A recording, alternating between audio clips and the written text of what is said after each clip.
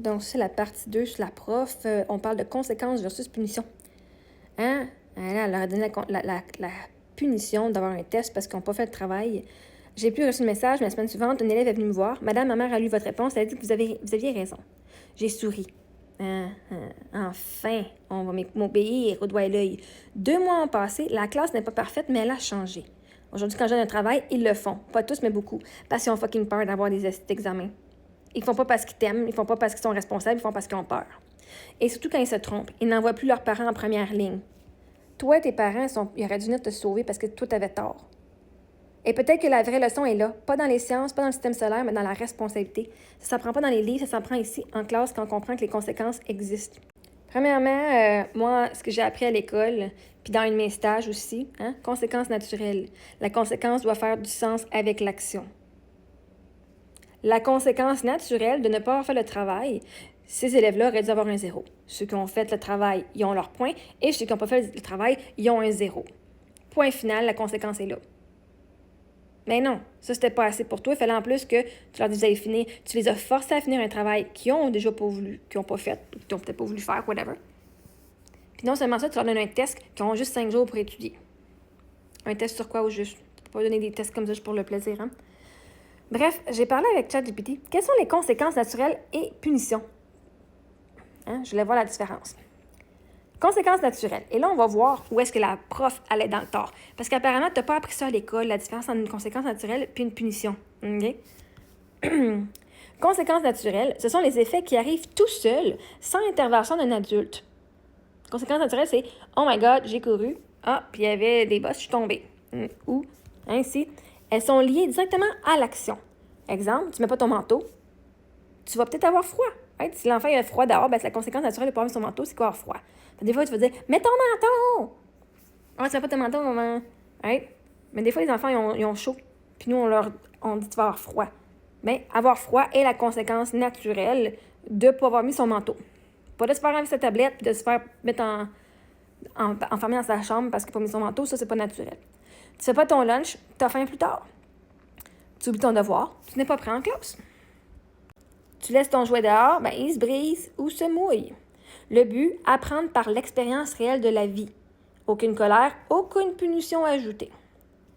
Et là, voici pourquoi elle, c'est considéré comme une punition et non comme une conséquence. Punition, ce sont des conséquences imposées par un adulte, souvent sans lien direct avec l'action.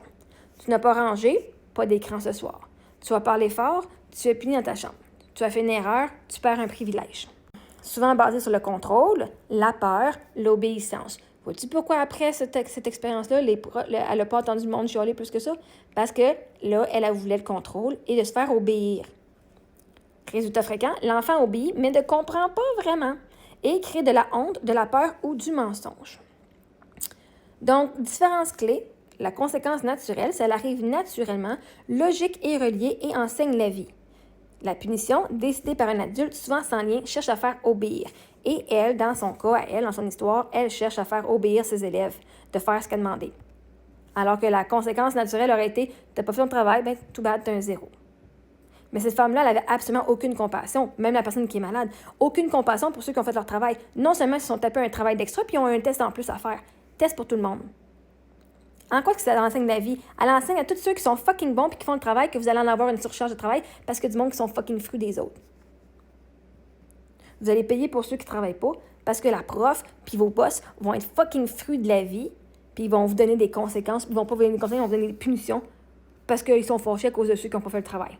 Au lieu de juste punir, au lieu de juste donner une conséquence aux personnes qui n'ont pas fait le travail. C'est vraiment pas juste et il avait raison. Je félicite les élèves, même d'avoir parlé avec leurs parents. Comment j'aurais fait une plainte à la direction en tabarnak, moi, avec ça. Exemple concret, un enfant lance son verre d'eau, la punition va dire « va dans ta chambre, t'es puni ». Conséquence naturelle, l'eau est renversée, on nettoie ensemble, il n'y a plus d'eau à boire. L'enfant apprend la cause, elle donne un effet, pas la peur.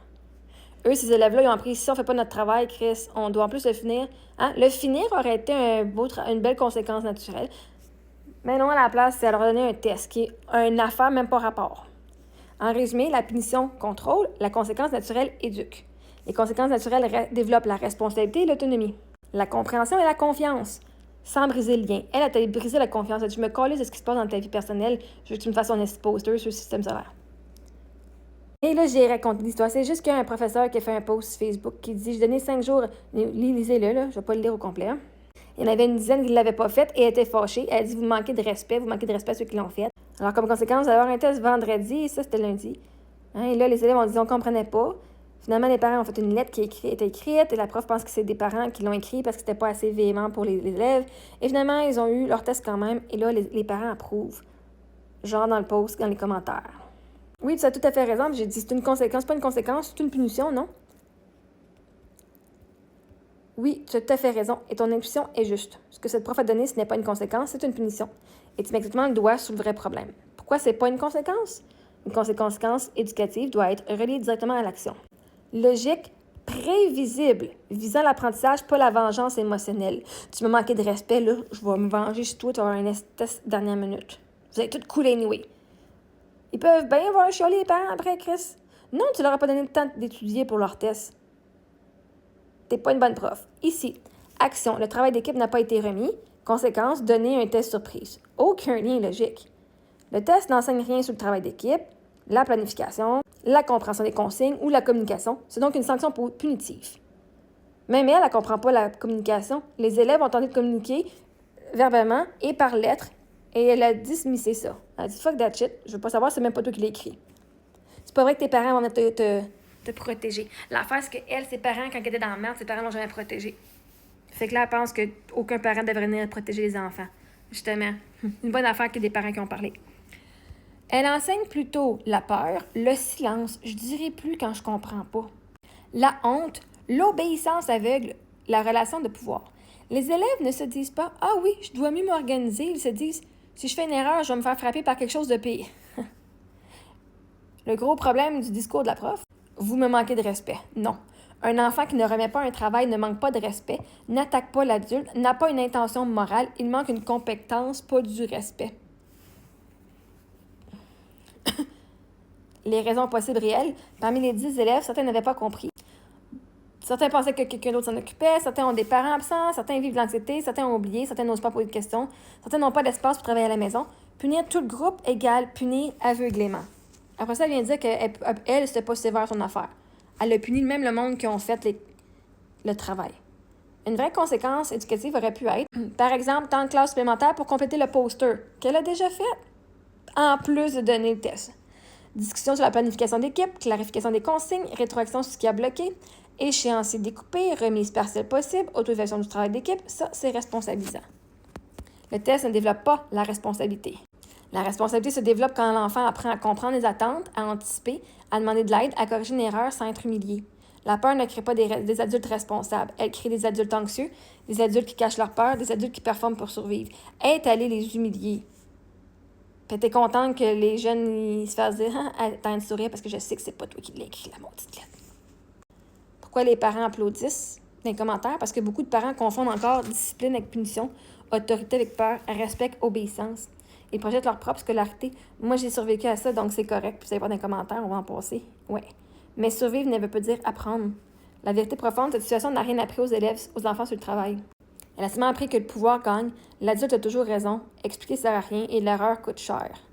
Tu as raison 100%. C'est pas une conséquence, c'est pas éducatif, c'est pas responsabilisant, c'est une punition collective. C'est une punition collective émotionnelle donnée sous le coup de la colère. Et tu sais quoi, Marie-Ève, ta lecture est incroyablement lucide. Tu vois exactement ce que beaucoup n'osent pas remettre en question. Le système confond encore contrôle et éducation. Partie 3.